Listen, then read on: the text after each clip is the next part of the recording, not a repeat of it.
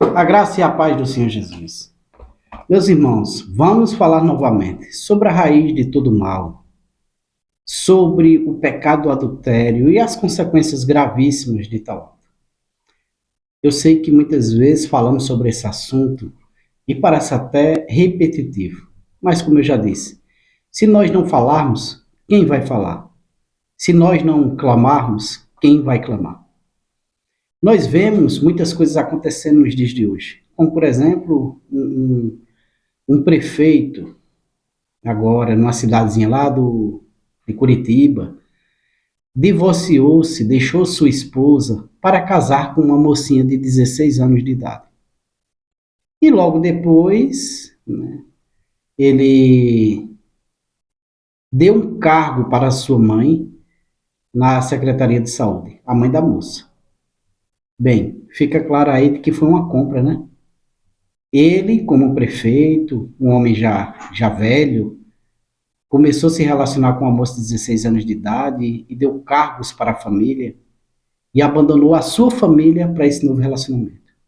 A velha concupiscência do coração do homem, imoralidade, o erro, o engano que assola o coração do homem. Gálatas capítulo 5 fala sobre as obras da carne. E as obras da carne são manifestas, né? Contendas, porfias, imoralidades, orgias, adultérios, coisas imundas que contaminam o homem. Nós vemos que não tem nada a ver com o fruto do Espírito, que é amabilidade, felicidade, amor, benignidade, bondade. E essa maldade que se aloja no coração dos homens tem ceifado muitas vidas. Tiago, capítulo 1, do versículo 14 em diante, diz: Mas cada homem é tentado e atraído e seduzido pela sua própria concupiscência. Depois, havendo a concupiscência concebido, gera o pecado. E o pecado, sendo consumado, gera a morte. Um homem que é uma autoridade política, um prefeito de uma cidade, ele deveria ter a decência de mostrar para os seus cidadãos que ele é um homem honrado e não trocar sua esposa por uma garota de 16 anos de idade que tem idade para ser sua neta. Falta de vergonha dos seus pais, dos pais dessa moça que apoiam isso também. Mas lógico, né, um homem que tem dinheiro, que tem status, né, deu logo um cargo para a mãe da moça, e a gente vê que o mundo está desse jeito. Não é muito diferente do que acontece muitas vezes nas igrejas. Homens que se apaixonam por mulheres dentro da igreja abandonam suas famílias e é apoiado pelo clero da igreja. Quantas vezes não vimos os camaradas que são pastores tendo casos com mulheres dentro da igreja e quando é descoberto, escandaliza o evangelho, arruinam famílias. Nós vemos outros dias aí alguns casos de pastores que passaram por isso, onde os fiéis subiram num púlpito para desmoralizar. Teve um caso até de um pastor que celebrou o casamento daquele casal e depois estava tendo um caso com a esposa do rapaz. Ele subiu ali na igreja, mostrou a verdade, quiseram calar. Aqui na cidade onde eu moro, um pastor de uma grande igreja, pastor presidente, um homem que parecia ser honrado, já há alguns anos estava tendo um caso com uma fiel da igreja, uma ovelhinha, como eles costumam chamar. Eles chamam de ovelhas e querem comer sua lã, sua carne, homens miseráveis, que têm atitudes miseráveis, independente de serem pastores, de serem políticos, ou apenas um cidadão comum. O adultério é uma coisa horrível que destrói famílias. E nós devemos lutar contra isso. Sim, devemos lutar contra isso. Mas o adúltero, ele pode se arrepender e receber o perdão? Claro que pode. Todo pecado tem perdão, com exceção da blasfêmia contra o Espírito Santo. Mas aquele que se arrepende do pecado, ele tem que abandonar o pecado e ir para a vida de conserto.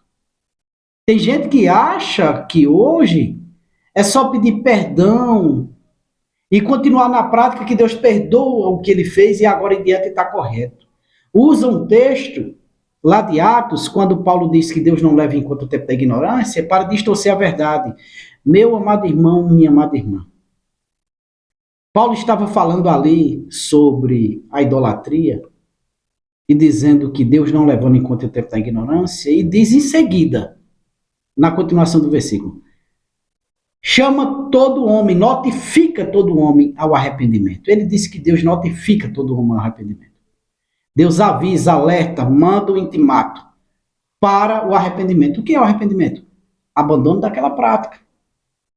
Então, quando um dito teólogo, pastor, seja lá o que for, diz, não, Deus não leva em conta o tempo da ignorância. Então você fez, daqui por diante, o erro não é mais erro. Ele está mentindo. E isso está levando vidas para o inferno. Nós vimos o caso, agora há pouco, daquele apóstolo Rina, que envolvido com uma mulher, né, casado com uma mulher que também já foi casada, um pastor de uma grande igreja, né, que se espalhou pelo Brasil, depois é envolvido aí em um grande, né, escândalo e simplesmente separa e faz o quê? Casa de novo? É isso, casa de novo? Não. Corrija, meu irmão. Corrija seus passos. Corrija. Meu querido irmão, minha irmã, nós devemos corrigir nossos passos, assim como eu luto para corrigir meus passos, você deve lutar para corrigir os seus. Independente do que dizem, porque sempre vai ter quem nos aponte. Sempre vai ter alguém que queira nos desabonar, dizer que a gente não é, que a gente não pode. Porque existem pessoas que inventaram uma tal de uma credencial, que uma vez uma senhora, né, que tinha meu respeito e que tinha o respeito de muita gente, que parecia ser uma pessoa sábia, veio falar comigo e disse que é necessário ter credencial. Ter uma carteirinha de alguém que diga, você é capaz, mesmo que você não seja capaz. Mas se a carteirinha diz que você é. Ou seja, se alguém me der uma carteirinha, né, de engenheiro espacial, eu posso construir foguetes. Porque a carteirinha diz que eu posso. Não. O que faz você engenheiro espacial é você cursar uma faculdade que lhe dê tal conhecimento. Você pode até não conseguir a carteira ou ter perdido a carteira, mas você vai ser um engenheiro espacial. O cristão, ele não precisa de carteirinha, de credencial para ser nada. Ele precisa ler a palavra, temer e obedecer essa palavra, que é a palavra viva do nosso Deus. Por essa hipocrisia de pessoas desse tipo, é que as igrejas estão lotadas de erro e de engano. Quando alguém de repente chega e diz, eu decidi isso, eu conversei com minha esposa e nós decidimos que tem que ser assim. Que o padrão de vida é esse, que o padrão de casamento é esse, aí é que está o perigo. Porque são pessoas assim que decidem as leis que levam as pessoas para o inferno. Por exemplo, uma lei que é determinada que pode sim abortar, mas Deus diz que não pode. Mas os homens dizem que pode.